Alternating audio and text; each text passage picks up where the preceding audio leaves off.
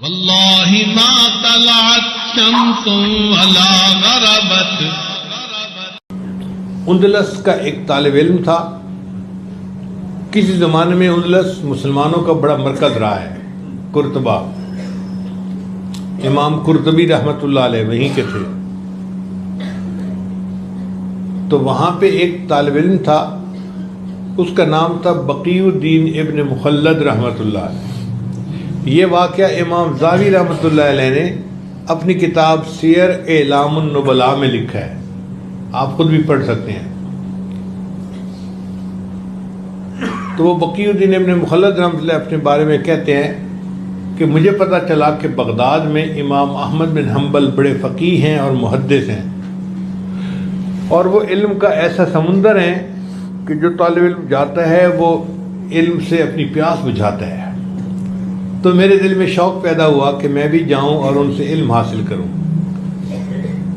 اس کے لیے میں اپنے گھر سے ایک گٹھڑی میں سامان لے کے نکلا اور میں نے ایک کشتی کرائے پہ لی، کیونکہ راستے میں سمندر پڑتا تھا. وہ کہتے ہیں کہ ہم کشتی میں چلے اور کشتی والا راستہ بھول گیا، اور سمندر سمندر ہر طرف سمندر. ہم طوفان میں گر گئے، اور طوفان میں تو پھر 12-15 فٹ اونچی لہریں آتی ہیں اور کشتی جو ہے وہ ہچکولے کھاتی رہتی ہے. کہتے ہیں کہ کشتی ہچکولے کھاتی تھی اور ہمیں الٹیاں آتی تھیں اور ہماری طبیعت خراب، اور ایسے لگتا تھا کہ ہم شاید خشک زمین کو دوبارہ نہیں دیکھ سکیں گے، کشتی پانی میں ہی ڈوب جائے گی. بڑے دنوں کے بعد بالآخر اللہ نے ہم پر مہربانی کی اور کشتی کنارے پر لگی. ہم نیچے اترے. میں نے پوچھا لوگوں سے کہ بھئی بغداد کہاں ہے؟ ان کا جناب وہ تو 700-800 میل دور فلاں جگہ پہ شہر ہے. تو بقی الدین کہتے ہیں کہ میں نے اپنی گٹھڑی اپنے سر پہ رکھی اور پیدل چلنا شروع کر دیا کہ یہ 600-700 میل کا سفر تو کوئی اتنی بڑی بات نہیں، میں پیدل طے کر لوں گا. اب آپ سوچئے کہ علم حاصل کرنے کے لیے 700 کلومیٹر چل کے استاد کے پاس پہنچنا تھا. فرماتے ہیں کہ جب میں بغداد شہر کے قریب پہنچا تو میں اتنا تھکا ہوا تھا.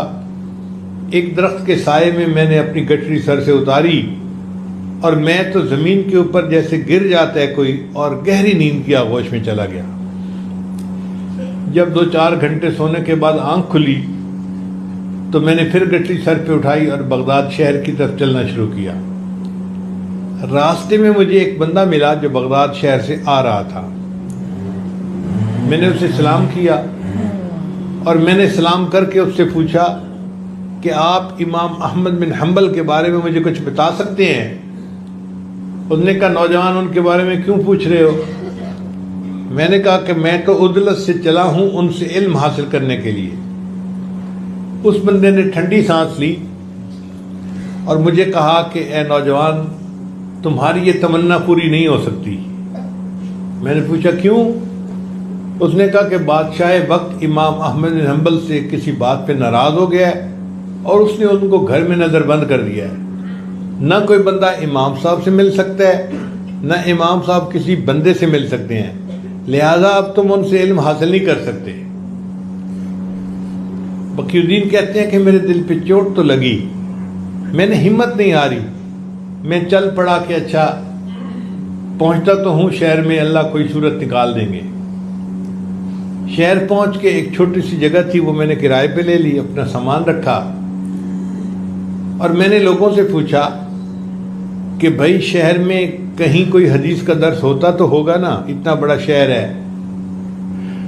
لوگوں نے کہا ہاں، جامع مسجد میں یحییٰ بن معین رحمۃ اللہ علیہ ایک محدث تھے جو جرح اور تعدیل کے امام سمجھے جاتے تھے، ان کا درس ہوتا ہے عصر کے بعد. بقی الدین کہتے ہیں کہ میں وہاں پہنچ گیا کہ چلو کسی محدث کا درس حدیث سنتا ہوں.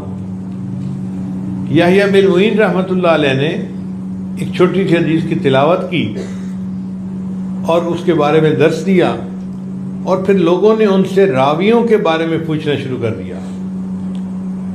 وہ چونکہ اسماء الرجال کے فن میں امام تھے، ماہر تھے، ہر راوی کے حالات جانتے تھے، تو انہوں نے بتانا شروع کر دیا فلاں راوی ثقہ ہے، فلاں راوی ٹھیک نہیں ہے، فلاں ٹھیک نہیں ہے، فلاں ٹھیک نہیں ہے، فلاں ٹھیک نہیں ہے. تو بقی الدین کہتے ہیں کہ جب انہوں نے ایک بندے کو جواب دے دیا نا تو میں اٹھ کے کھڑا ہو گیا اور میں نے ان سے پوچھا جی کہ ہشام ابن عمار کے بارے میں آپ کیا کہتے ہیں؟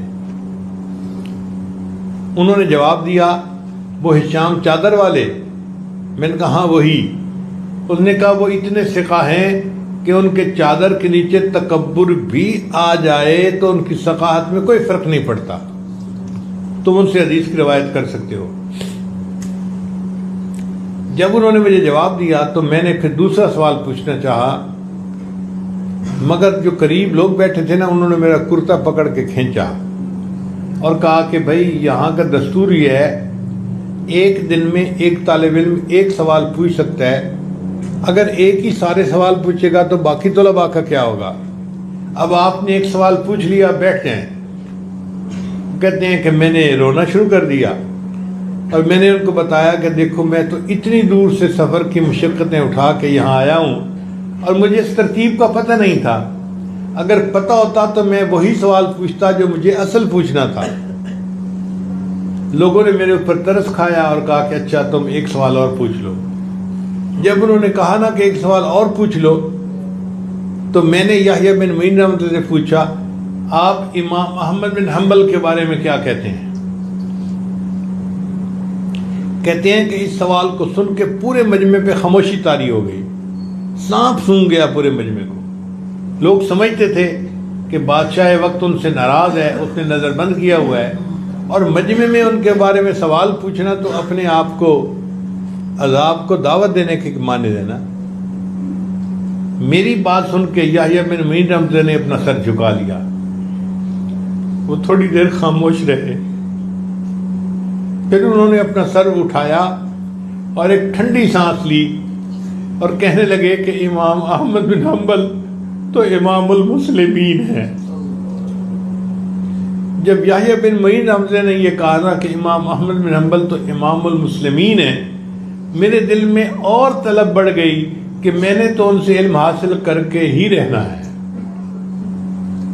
مجلس ختم ہوئی تو میں نے ساتھ والے ایک بندے سے کہا بھائی مجھے امام احمد بن حنبل کا گھر دکھا دو.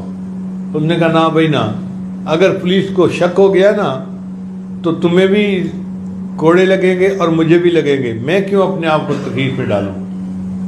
میں نے کہا یار مجھے اپنے ساتھ لے چلو، اور جب امام احمد بن حنبل کے گھر کے قریب سے گزرنا نا تو آنکھ کے اشارے سے بتا دینا کہ یہ دائیں طرف یا بائیں طرف امام احمد کا گھر ہے. میں اس گھر کے دروازے کو پہچان لوں گا، پھر میں جانوں میرا کام جانے، بس آپ آگے چلے جانا. اس پہ وہ بندہ تیار ہو گیا اور اس نے مجھے امام احمد بن حنبل کے گھر کا دروازہ دکھا دیا. اب میں اپنے کمرے میں آیا، ساری رات میں سوچتا رہا کہ میں امام احمد بن حنبل سے کیسے علم حاصل کر سکتا ہوں. کبھی کوئی ترتیب، کوئی ترکیب، مگر ذہن میں یہ بات آتی کہ اگر میں روزانہ جاؤں گا تو امام صاحب اول تو پڑھائیں گے نہیں، اور اگر پڑھا بھی دیں گے تو پولیس کو پتہ چل گیا تو پھر میں بھی جیل میں. اگلے دن میں صبح اٹھا تو میں نے اپنے گھٹنے کو کپڑے سے باندھ لیا تاکہ دیکھنے والے کو پتہ چلے کہ کوئی زخم ہے جس کی وجہ سے اس نے گھٹنا باندھا ہوا ہے. اور میں نے ایک سائل کی شکل اختیار کر لی، ہاتھ میں کٹوری پکڑ لی اور جیسے سوالی سوال کرتا ہوا جا رہا ہوتا ہے میں نے وہ شکل اپنا لی، وہ بھیس اپنا لیا اور بازار میں مانگنا شروع کر دیا. اب لوگ میری شکل کو دیکھتے تو میں 20 سال کا نوجوان تھا، اور ویسے دیکھتے تو میں لوگوں سے سوال کر رہا تھا. اس زمانے میں جو سائل تھے وہ روپیہ پیسہ روٹی نہیں مانگا کرتے تھے، ہاتھ پھیلا کر بس اتنا کہتے تھے اجرکم علی اللہ، اجرکم علی اللہ، اور لوگ سمجھ لیتے تھے کہ یہ حاجت مند ہے تو وہ کشکول میں کچھ نہ کچھ ڈال دیتے تھے.